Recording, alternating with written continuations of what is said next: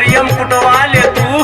तो सुनिए, अब ओखरा मूसर का जमाना गया, जाके मशीन में कुटवा लीजिए ना। अरे 5 सेर धान बा, अपना ओखरी में कुटवा ले वो जाए मशीनी पे हम। ढेर बोलो नहीं, मेरा माथा मत खराब करो। अरे अरे अरे हम ढेर बोलता नहीं, मैं कुटवा ले वो तो कुछ चल जाए तुहार। अच्छा सुना, हमारे को बात सुना। तो सुनावा। जाऊर खातिर जाऊर छटवाला भौजी, जाऊर खातिर जाऊर छटवाला भौजी, जाऊर खातिर जाऊर छटवाला भौजी, जाऊर खातिर जाऊर छटवाला भौजी, तय अपना ओखरी में धान कुटवाला भौजी। अपना ओखरी में धान कुटवाला भौजी, अपना ओखरी में धान कुटवाला भौजी। बहुत छपटी हवा, तोहार दिमाग उमाग ठीक है ना? आपके जमाना में कहीं मूसर चलता है? सब काम तो मशीने से न होता है। और हम जानते हैं कि मशीने से होता है, बाकी 5 सेर धान है, कहाँ जाए मशीनी पे? अपना ओखरे में कुटवा ले तूने भौजी। अच्छा भाग दे। अरे ऐसा बोलबू, कहा देवर नु भाई हम। अच्छा देवर हवा तो कपारे पे चढ़बा का? बोलाई तो अरे भैया के।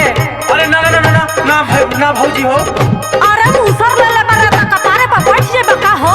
ना भौजी, हम कबारे बैठे के थोड़े कहली हो, हम तो खाली कहली हो कि धानमा कुटवा ले तू खरिया में। लिहा तो मशीन पदराही देवरू, लिहा दा मशीन पदराही देवरू, लिहा दा मशीन पदराही देवरू, लिहा तो मशीन पदराही देवरू, देवा ओखर में मूसर हटकाई देवरू। देवा ओखरी में मूसर छटकाई देवरू, देवा ओखरी में मूसर छटकाई देवरू।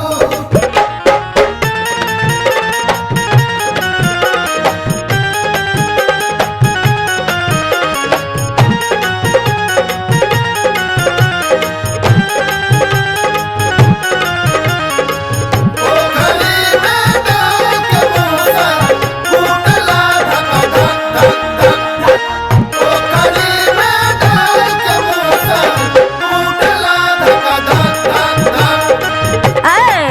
लगला अबे अथना है। फागुन तो अभी बहुत दूर है जी।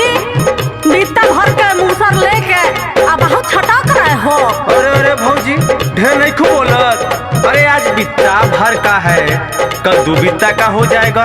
अरे तुहार लहुरा देवर न है हम, अब ऐसे बोलेंगी? अब मूसर से तो छटक का है नहीं है, आप कुटवा लीजिए। क्या प्रॉब्लम है आपको बता दीजिए। नया नया धाना वाके कूटे दाना चाउर, कूटे दाना चाउर भौजी, कूटे दाना चाउर, निकल हगी जतने ओतन लीला बुतुआउर।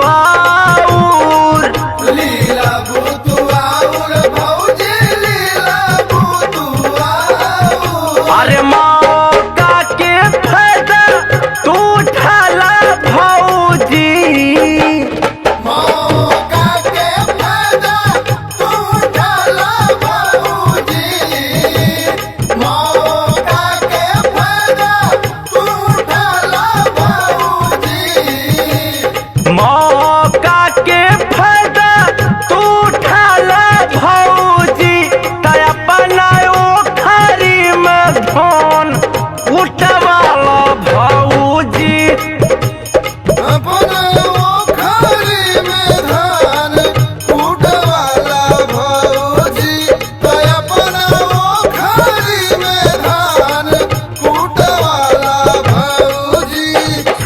भौजी, हमार बढ़िया भौजी, काहे नहीं कूट दे तू? बोला। आए काहे हमरा पीछे पड़े हैं? आ कुछ बोक के तो बड़का ओखर है, काहे माथा खराब कर रहे जी? चलिए जाई होने। ए भौजी, आई लव अपन ओखरिया के छूबे ना दे हाँ।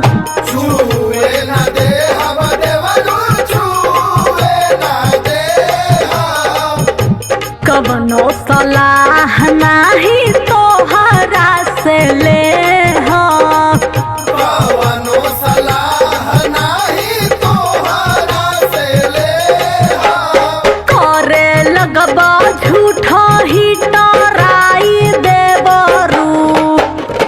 करे लगबा झूठा ही डराई देवरू करे लगबा झूठा ही डराई देवरू करे लगबा झूठा ही टराई देवरू।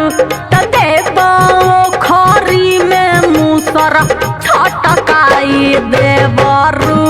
देवा ओ खाली में मूसर छटकाई देवरू देवा ओ खाली में मूसर छटकाई देवरू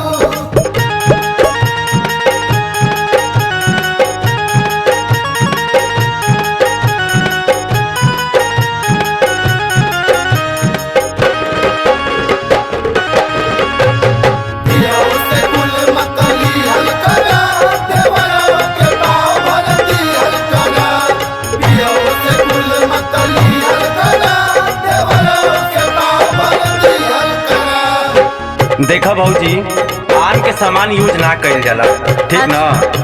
बाकी बड़ा उखड़ त मोनुओ बो के बा, विनोदो बो के बा, संजुओ बो के बा। तोहरा बड़ा जानकारी बा। जानकारी है तभी ना बोल रहे हैं हम। अब इसके बारे में ढेर जानकारी चाहिए तो विक्की भैया से बात करिए, वो डिजिटल किंग है। गूगल खोल के दूरबीन से देख के बता देंगे आप कि किसका कितना बड़ा औखर है। समझ हलू कि ना? काहे खाती करा तारू हमारा के मोहना। हमारा के माना हो हमारा के माना तू ही बतावा बन कोई से के खाना। तू ही बतावा बानी गई से के खाना मानी ला बात जन टाला भौजी। मानिला बात जानी डाला बाबूजी मानिला बात जानी डाला बाबूजी मानी ला बात जन टाला भौजी।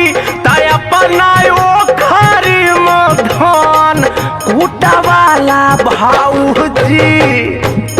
अपने ओखरी में धान कूटवाला भौजी तो अपना ओखरी में धान कूटवाला भौजी आ सबके बारे में बड़ा जानकारी रखले बड़ा। कहाँ से हो? आ के सिखावल ह? तेलिया बाग बोला के रतन बाबा नाय ना सिखैले ह? नाय भौजी, ये कॉलेज के नॉलेज बा, जल्दी खत्म ना होए। अरे बड़ा भरल बा हो। हाँ मार देब मुसर से चो